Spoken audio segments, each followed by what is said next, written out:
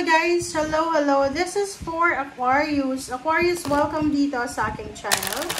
Kapalaran 888 Aquarius. Alamin natin kung anong messages, energy, gabay para sa lahat ng Aquarius. This is general reading. The general reading for the month of November. So, first card mo dito is number 17, number 8, number 8, number 10. Okay. Be honest with yourself, Aquarius. Dito sinasabi ng bara sa'yo na kung may mga plano ka sa buhay, hindi mo kailangan ng ibang tao para gawin kung ano yung mga plano mo. But, you need to surround yourself with like-minded individuals, with love, with someone na alam mo na maganda para sa sistema mo. Okay? So, yung first three cards natin is number 10, number 8, number 8. So, in terms of money, in terms of relationship, maging totoo tayo sa ating nararamdaman, sa ating mga pinapakita sa ibang tao. And, sinasabi ng bara sa atin na napaka-importante, Aquarius, okay? Napaka-importante, Aquarius, yung pakikipagkaibigan, pakikipagkapwa-tao. Kasi, sa panahon ngayon, alam mo ba, yung mga tao siya ngayon ay sobrang negative na. Kung makikita mo sa social media, ang bilis nilang mag-bash ng mga tao, kahit hindi nila kilala, like nagpo-post lang, tapos biglang i-bash. So, sobrang dilim na, diba? Madilim yung energy ng mga tao sa ngayon. So, kung ikaw ay napapaligiran ng mga tao na positive, yung masasaya, mga taong walang halong chemical, like yung mga taong talagang mabubuti yung kalooban, hindi ka iba-backstab, hindi ka ita-tridor, ganito, i-keep mo sila. Okay? But, may but doon, na sinasabi ng bara, minsan, hindi mo naman kailangan talaga ng ibang tao para gawin kung ano yung gusto mo. Pero, ang point dito is, kahit kaya mo, make sure na meron pa rin tayo na kumbaga, bumalik tayo sa roots natin.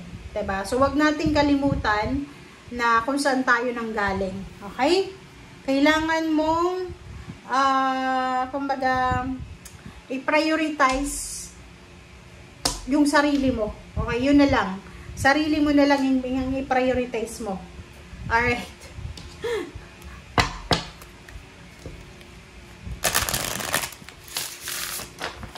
Okay, Aquarius.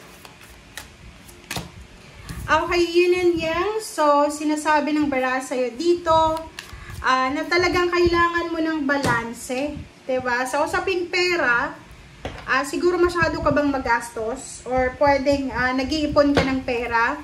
Ngayon ay kinakailangan mong magtipid. Parang gano'n. So, if may plano ka para sa December na makasama yung family mo, diba? Spending time with your family, with your parents, with your siblings, with your kids. Kung may kids na kayo, kailangan mo talaga ng balance ngayon. Ngayon pa lang, magtipid ka na.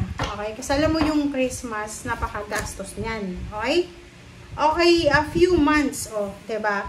In a relationship ka ba? Or looking for a relationship? Kasi in few months daw, possible na may relationship na mag-blossom or ma-develop or kung ano pa man sa relationship mo. Okay.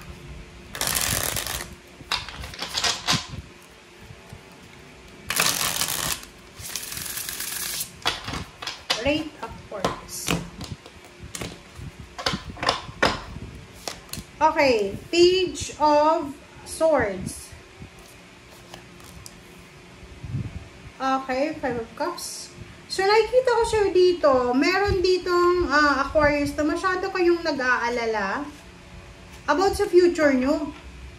Lalo na sa like, about sa finances to. Like, kung ikaw ay Aquarius na breadwinner ka ba? Kasi parang halimbawa, breadwinner ka, nag-aalala ka kung anong mangyayari sa'yo sa kinabukasan Like, parang iniisip mo na matutupad mo ba yung mga pangarap mo sa buhay, ganyan. So, you're panicking diba? Ilang taon ka na ba ngayon? Kasi kung nasa below 40 years old ka, or below 50, Huwag mong sayangin yung panahon mo. Okay? Ngayon pa lang mag-enjoy ka na.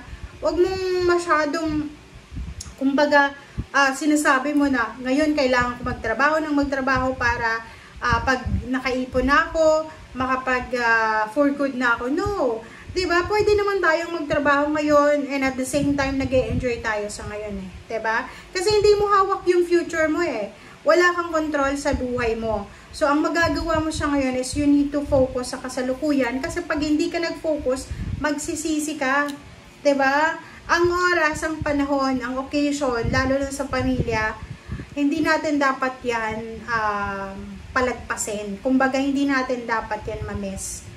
Ang iba kasi, parang pina-prioritize na nila yung pera. Okay lang na malayo sa pamilya para sa pera. But alam mo ba, sa panahon ngayon, nako, kailangan yung i-prioritize yung sarili nyong kaligayahan.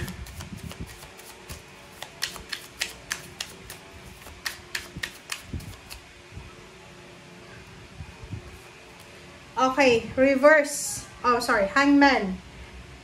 O, diba? Sabi ko sa'yo marami kang hinahang na personal mong kaligayahan para sa pera, para sa trabaho, para sa pangarap. Hindi maganda yon. Okay? Okay lang kung bata ka pa, pero nako, bahala ka. Ikaw yung magsisisi niyan.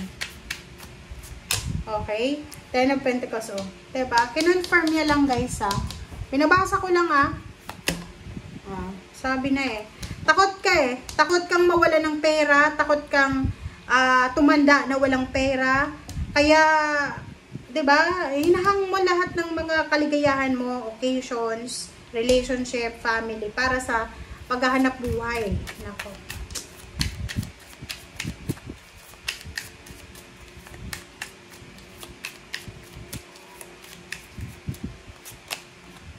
Okay, 'di ba? 4 of stakes. Nakakaloka ka.